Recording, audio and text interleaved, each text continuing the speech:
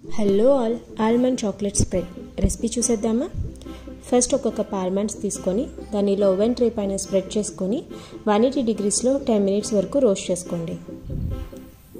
ఒకవేళ మీ దగ్గర ఓవెన్ కనుక లేకపోతే నార్మల్గా స్టవ్ పైన ప్యాన్ పెట్టుకొని కూడా రోస్ట్ చేసుకోవచ్చు. ఇప్పుడు ఒక జార్ తీసుకొని అందులో 1/2 cup వరకు షుగర్ వేసుకొని షుగర్ని పౌడర్ అయ్యే వరకు మిక్సీ చేసుకుందాం.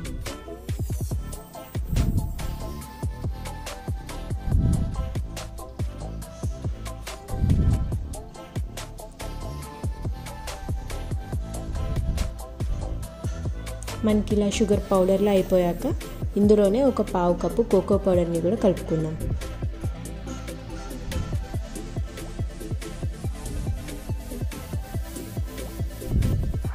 ఇప్పుడు రెండింటిని బాగా మిక్సీ చేసుకుంటే మనకి ఇలాగా చాక్లెట్ పౌడర్లా వస్తుంది.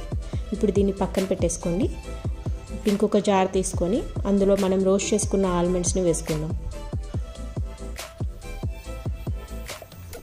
మనకి ఆల్మండ్స్ బాగా స్మూత్గా బటర్ కన్సిస్టెన్సీలో రావాలి కాబట్టి అందులో వాటర్ ఏమీ యాడ్ చేయకండి.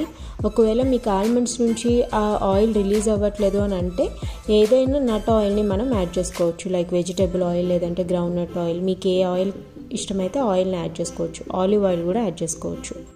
చూసారు కదా, మనకి ఇలా సైడ్స్లో అతుక్కొని ఇలా పౌడర్ అంతా అతుక్కున్నట్టు వస్తుంది. కాబట్టి దాన్ని అంతా స్క్రేప్ చేసుకొని మళ్ళీ మిక్సీ వేసుకుంటూ ఉండాలి. దాన్ని ఇలా సైడ్స్ అంతా తీసుకొని అలా చేస్తున్నప్పుడే ఆల్మండ్స్లో బటర్ రిలీజ్ అయ్యి మనకి ఒక బటర్ కన్సిస్టెన్సీలోకి వస్తుంది.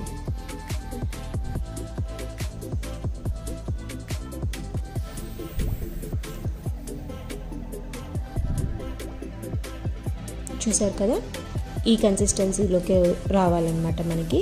ఇప్పుడు మనకి ఇది రెడీ అయిపోయింది. ఆల్మండ్ బటర్ అనేది రెడీ అయిపోయింది. ఇందులోనే మనం ముందుగా ప్రిపేర్ చేసుకున్న చాక్లెట్ షుగర్ పౌడర్ని కూడా కలుపుకుందాం.